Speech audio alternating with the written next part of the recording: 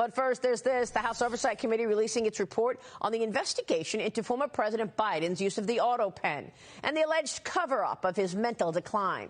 The committee says executive actions signed via Autopen should now be null and void, recommending the Justice Department look into whether Joe Biden himself even authorized them or knew about them.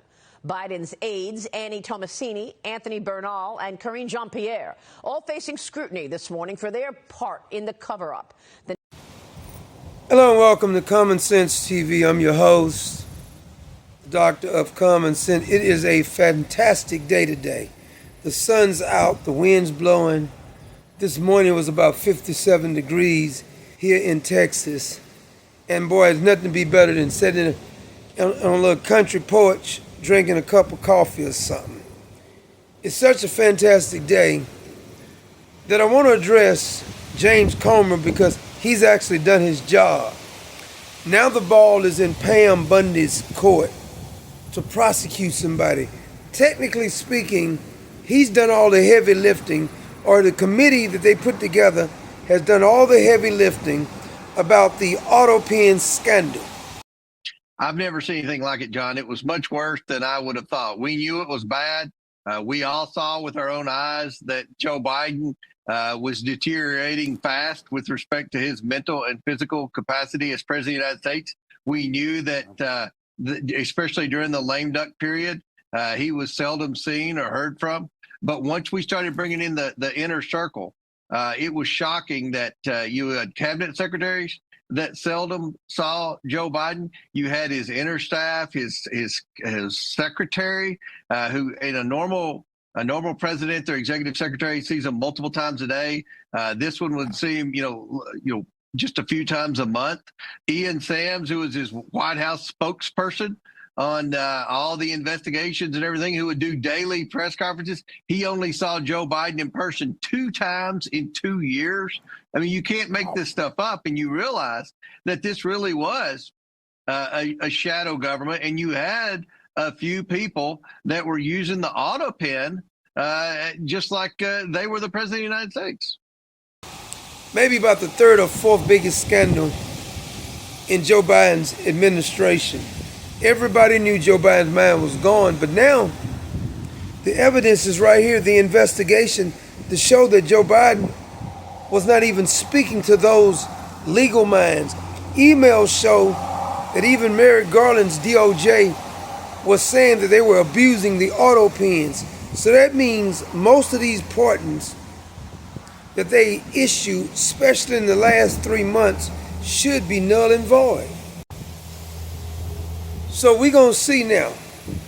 I'm sick of Pam Bondi coming on talking about what she's going to do. We don't really care that much about the NBA scandal about them gambling. We already knew there was illegally gambling anyway. You learned that from Pete Rose in baseball a while back. But I'm more concerned with those who are in office. We had a president that was completely in hiding. Thank you, Secretary Buttigieg. Prove you must don't even need a president, because Joe Biden was not the president. He was the president in name only. And Karine Jean-Pierre is on a book tour acting as if she was caught off guard until the debate. Nobody believes that. We don't need to hear about you being queer and black and from Haiti or immigrant. We don't give a damn about none of that. We want to get to the bottom of these frauds who protected Joe Biden, and we knew they was lying the whole damn time. Pam Bondi, are you going to do your job? The Oversight Committee releasing its report on the investigation into former President Biden's use of the Autopen and the alleged cover-up of his mental decline.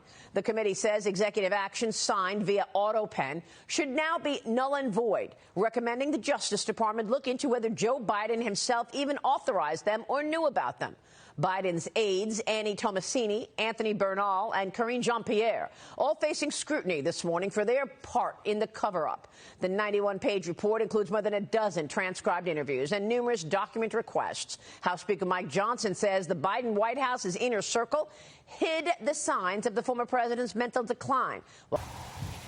Because what James Comer and the rest of these people have done is practically do your work for you. don't think she's going to do anything because I told you when they first put her in there that Pam Bondi is not built for this particular job. She likes treating the DOJ like a sorority or something. That she's just talking about her friends. We good friends. We don't give a damn about none of your damn friends. We want somebody prosecuted. All of those people who was hiding behind this Autopen, including Adam Schiff, including Anthony Fauci, all the Biden clan, all of them, they all should be prosecuted. They illegally signed documents, and we have not done anything about it. So let's see what happens now. That this really was a shadow government, and you had a few people that were using the Autopen just like they were the president of the United States. Mm. Well, and sir, you had multiple chiefs of staff who described the process as not precise. There were nonverbal, I guess, approvals by President Biden that completely went unrecorded. President Trump is not an Autopen type of president, but going forward for future presidents, shouldn't there be some type of standardized or formalized process for this? Absolutely. I mean, I think anything that's a legal document, the president should have to sign. Obviously, you're going to use the Autopen for certificates of achievement, for mass letters, for correspondence. But with respect to legal document, a pardon, a presidential pardon is a powerful thing. If the president himself can't physically sign that pardon, there has to be a reason. Either the president didn't evaluate the pardon, or the president wasn't in a mental or physical shape to be able to sign his name.